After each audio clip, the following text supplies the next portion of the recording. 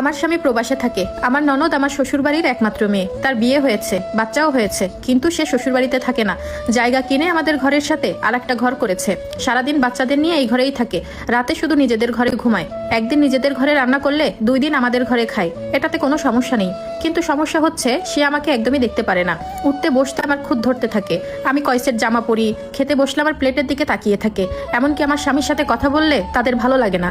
অর্থাৎ আমার শাশুড়ি আর ননদের একই অবস্থা। তাই শ্বশুরবাড়িতে থাকলে আমার স্বামী আমাকে তেমন একটা কল দেয় না। যখন আমার স্বামী আমাকে ফোন দেয়, সেই রিংটোন শুনলেই আমার ননদ দৌড়ে এসে ফোন ধরতে চায়। আমার মোবাইল কিন্তু আমার রুমেই থাকে, তবুও আমি যদি ফোন ধরি সে আমার রুমে এসে জিজ্ঞাসা করে কে ফোন করেছে, এবং মোবাইলটা সবসময় আমার হাত থেকে কেড়ে নেয়। আমাকে আমার স্বামীর সাথে 2টা মিনিট আলাদা কথা বলার কোনো সুযোগই দেয় না। তার ভাইয়ের সাথে কথা বলা শেষ হলেই বলে আচ্ছা রেখে দে। তার এমন ব্যবহারে আমার খুবই খারাপ লাগে। তবে একটা কথা বলতে চাই, আমার স্বামী অতিরিক্ত মা ভক্ত। সে যখনই তার মার কাছে ফোন দেয়, তার মা আমার নামে বানিয়ে বানিয়ে এটা সেটা বলতে থাকে।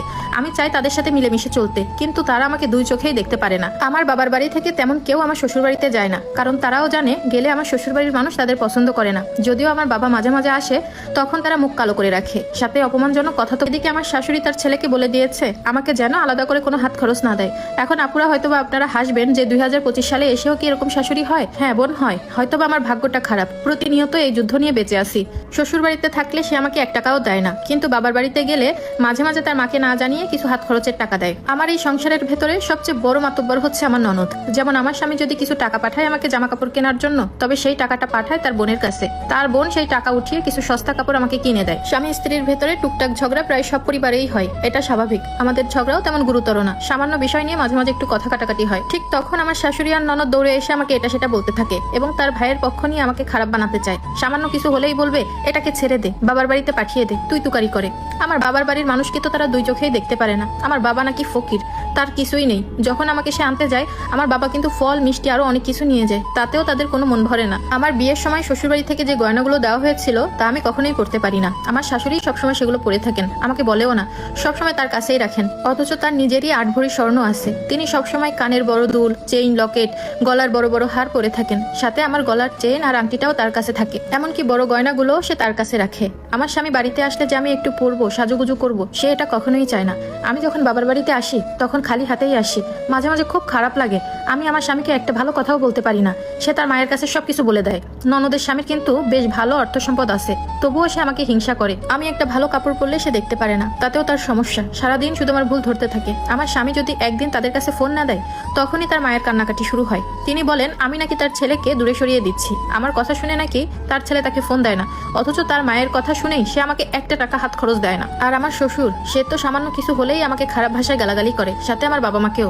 আচ্ছা, আপনারা কি কখনো শুনেছেন কোনো শ্বশুর কি তার ছেলের বউয়ের সাথে এরকম বাজে আচরণ করতে পারে? আমি আমার স্বামীকে বহুবার বলেছি, শুনো, আমার যদি দোষ থাকে তাহলে তুমি আমাকে যে শাস্তি দিবা আমি সেটা মাথা পেতে নিব, কিন্তু তারা যেন আমার সাথে এমন ব্যবহার না করে।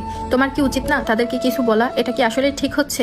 এই কথা বললেই সে সবসময় বলে তোমার জন্য আমি কি এখন ঘরে অশান্তি করবো নাকি? সে তার পরিবারের ভুলটা কখনোই দেখে না। ভুল তাদেরই হচ্ছে, আমার সাথে অন্যায় হচ্ছে এটা জেনেও সে চুপ থাকে। অথচ তাদের বানানো কথা শুনে সে যখন বিদেশ থেকে বাসায় আসে, তখন আমার গায়ে ঠিকই হাত তোলে, আমাকে মারে। বিদেশ থেকে ছুটিতে এলেও তাদের জন্য একটু শান্তিতে থাকতে পারি না। কখন জানি কি ঝামেলা লাগিয়ে দিয়ে আবার আমাকে মার খাওয়ায়।